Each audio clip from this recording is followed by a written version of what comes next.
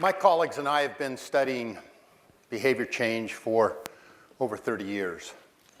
We've been looking for those crucial behaviors that help individuals improve the quality of their relationships and their results in their life at work and at home. Now, sometimes when you do research, it's not just the answers that are hard, it's the questions, the problem that's hard to see, but not this one. When it comes to personal habits, it's really easy to see the problem. There are millions, hundreds of millions of people who are sicker and sadder than they want to be or need to be because they can't control their own behavior. What's standing between them and their health and happiness, between them and their dreams and aspiration, is their own behavior. And they don't want it that way. Nobody wants it that way. But they have this huge change problem. They're part of a huge change problem. They know they should change, they want to change, and they don't change. My mother was part of that, because this research is not just scientific, this research is personal, I think, for all of us. My mother died 5 years ago of lung cancer. She started smoking in the orphanage when she was 14. She was pregnant with me when she was 16. She married when I was 9. And my stepdad, her husband, died 4 years later when she was pregnant with her fourth child.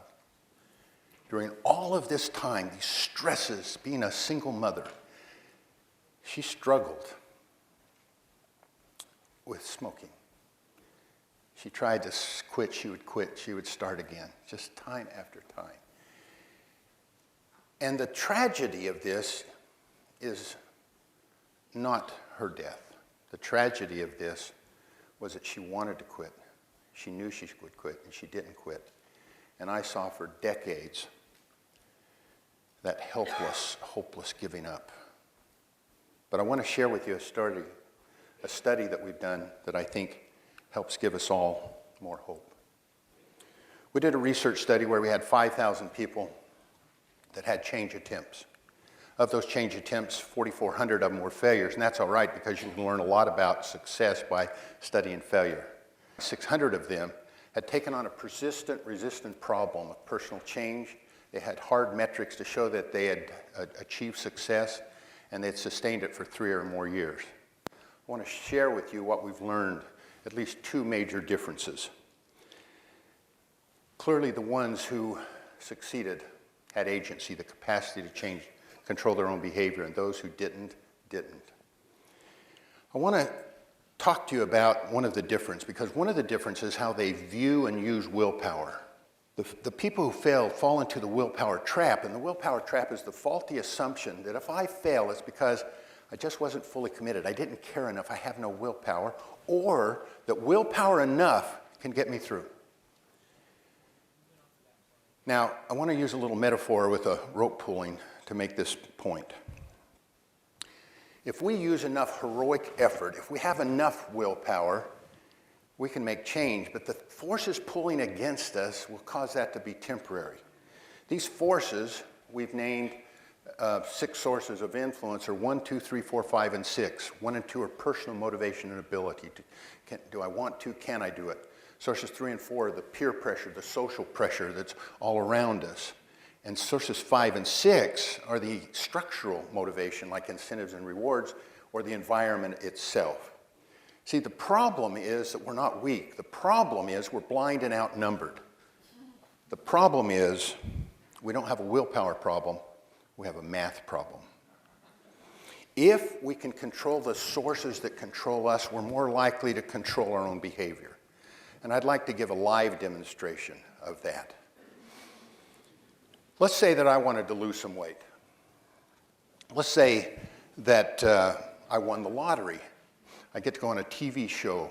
I get to go to the ranch. Or let's say that I use some of my money and I sign up at the farm, or I make myself subject to a large program where now I'm subject. And pretty much they're all the same, right? They're going to say you need to eat better, eat less, exercise more. Well, what would we predict if we kind of analyze what's going to happen at the ranch? So when I go to the ranch, do you think that they're going to have enough influence to make sure I'm successful? Well, let's ask that a little bit, all right? So your source one, right? Personal motivation. Am I motivated when I go to the ranch? Yes, you want to. Do I really want to? You really want to. Well, then come pull on my side. And your source two, personal ability. Will I learn new skills and knowledge when I'm there? You bet. And what am I gonna do? Skill power. Skill power. All right, come pull on my side. Now, before I get to social pressure, let me make a little distinction for you that's useful. We find that there's a difference between friends and accomplices. Friends are someone who helps you. Accomplices are someone who helps you get in trouble.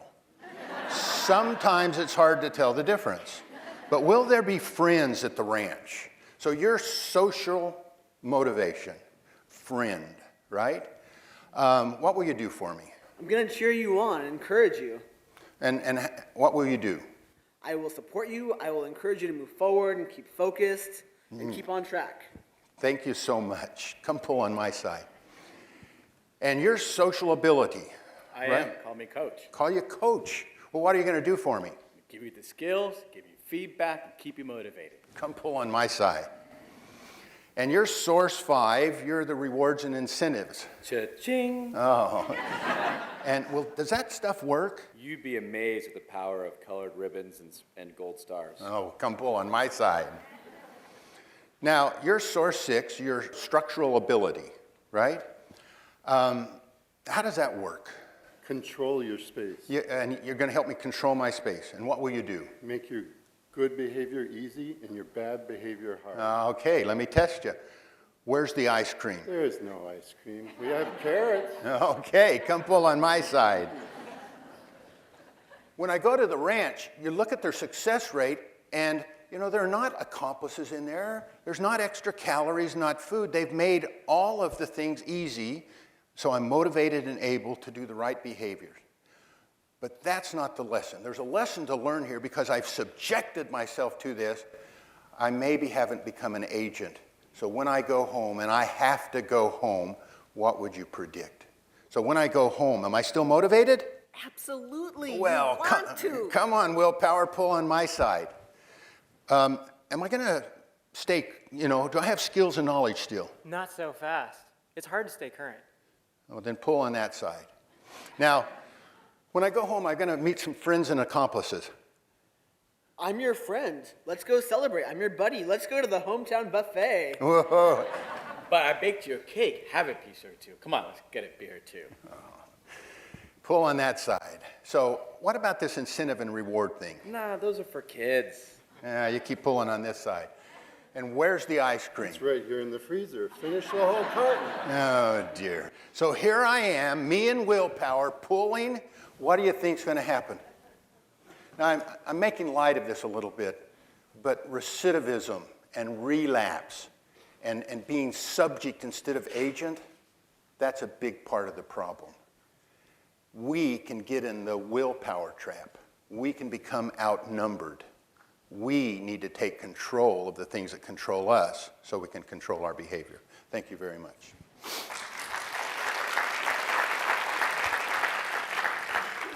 So the second difference we saw between those who succeeded and those who didn't is that the ones who succeeded were more scientific. They just weren't the subject. They were the subject and the scientist. We learned that they did a couple things. Number one is they never got it right the first time. When they created a plan, they did it in a more scientific trial and error basis. They were able to analyze and adjust. The second thing is it was homegrown. They just didn't take someone's advice or perfect plan and put it, into their plan. What they did is they customized it, they personalized it. They said, how can I make this so that it applies to me and my goals and my strengths and my weaknesses, to my environment? And when they did that, they were more likely to succeed. Now, we found that there are 4 steps to that, and I want to share with those quickly in each of those. I want to do the first 2 together. Identify your crucial moments and create your vital behaviors. Now, this is good news. On almost all of our bad behaviors, including addictions. We don't have 24/7 temptations. There are certain times and places and people that put most at risk. That's particularly true with weight loss and weight gain. We're not tempted all the time. You know, I've got breakfast down pretty well, and I've got lunch, and I don't snack during the days. But let me tell you when I'm most tempted. After 8 o'clock at night, when I start writing and reading and thinking, I find that I'm way more creative and productive at about a half peanut butter sandwich a page. Second is, for years, I'd only do one sugar drink a day, about 80 ounces. And the third one is, when I really like something, I would load it up. I would go to seconds, maybe thirds. So my crucial moments are when I'm most tempted to not follow my plan, to engage in my bad behavior. But if crucial moments tell when we're at risk, vital behaviors tell us what to do when we're at risk. And my vital behaviors are no sugar drinks. When I'm trying to lose weight and get fit, no sugar drinks, no unhealthy snacks, only one small serving per day. Now that doesn't work for everybody, but it's not for everybody. That's for me. Now vital behavior, right, is what we do. Not all behaviors are the same. The vital behaviors are the ones connected to the result and carry a lot of other behaviors with it. So first step that everybody does, they set a goal, find your crucial moments, personalize it, and find the behaviors you need to do at that moment. And then this is what really separates, because the people who really succeed engage all 6 sources of influence. Now, I want to share these 6 sources of influence. You can see our 6-source model there. Motivation and ability is the backbone. Do I want to do it, and can I do it? Can I do it, and will I find it worthwhile if I do it at 3 levels? Personal, me alone. Social, all the people around me. And structural, all the elements, the things without the people. I'm going to share the stories of Sharman, BJ, and Tim. These are changers who all marshaled overwhelming influence for their overwhelming problems. All of them had 6 sources of influence, and I'm only going to share one in each of these categories. Can you love what you hate? Can you really get personal motivation? Can you pass the commitment test? Let me tell you about Sharman. Sharman weighed like 280 pounds. She was embarrassed. She would struggle and struggle and struggle and almost get helpless, but then she said, no, I'm going to find the reasons why I really want to change. And she wrote it on a 3x5 card. And she didn't commit to stick to her diet, stick to her plan. What she said was, before I break my plan, I'm going to thoughtfully and slowly read my card. This is Sharman's 3x5 card. I'd like to feel healthier. I'd like to like the way I look in a mirror. I'd like to have more physical stamina. I'd like to model healthy living for my grandchildren. I'd like my husband to be proud of how I look. And when we interviewed her and she was reading her card, you could hear the quiver in her voice. She said, I'd like my life choices to be pleasing to the Lord. This isn't your card. This is Sharman's card. And when she was at lunch and they were celebrating someone's birthday and she says, I'm going to have that cheesecake or not, she would take her card out privately and thoughtfully and carefully read it. And very often it caused her to make the right choice. Here's AJ. AJ lives in Texas. She's a nurse. And the question is, do you have the emotional, interpersonal, mental, or physical skills you need to make those vital behaviors easier? Her enlightened moment, she was on the first floor in this hospital. She got a call to help resuscitate someone on the 8th floor, and in those kind of code blue, she can't use the elevator, so she's going up the stairs. And on the 3rd floor, she has to sit because she's a smoker. She's 5'3" and weighs 213 pounds. And she sits there, she says, gasping for breath and burning with shame. She said, I need to quit smoking and I need to lose weight. And when she started saying, what's getting in the way at my crucial moments, she had a plan to quit smoking. But the skill she had to learn was to have the tough conversation with her dad. She said, I'm a daddy's girl. But when I go, those 10 minutes away and visit with Dad, I'm in his house, I'm with the smoke, he offers me a cigarette. He said I succumb every time. I had to talk to him. It was one of the toughest skills that I learned. AJ had to turn accomplices into friends. This is good news, that it's not that hard to turn many accomplices into friends and add 1 or 2 more new friends, and it provides the social motivation and support you need to do the behaviors that count. AJ, like many people when they're trying to quit smoking, previously there's places where people go for smoking breaks or they go to lunch with the same people, and she had to go to them and say, will you help me? I'm not going to go out on break. Will you not invite me? Will you not make fun of me when I don't? Can we find other ways to meet and interact so that you can help me quit smoking? She also had to invert the economy. She had to get the rewards that were helping her. You know, in our society, if you really look at it, for example, a lot of things that are fat and bad for you are cheap, and the things that are good for you cost more money. You got to find ways to help the incentives be useful to you. AJ said, I am so cheap. She said, every time I lost some weight, enough to get a different size of clothing, I would box all my old clothing and give it to Goodwill. And then when I had to reach for this or reach for that or make the decision, she would say, not me, because I'm not going to buy large fat clothes.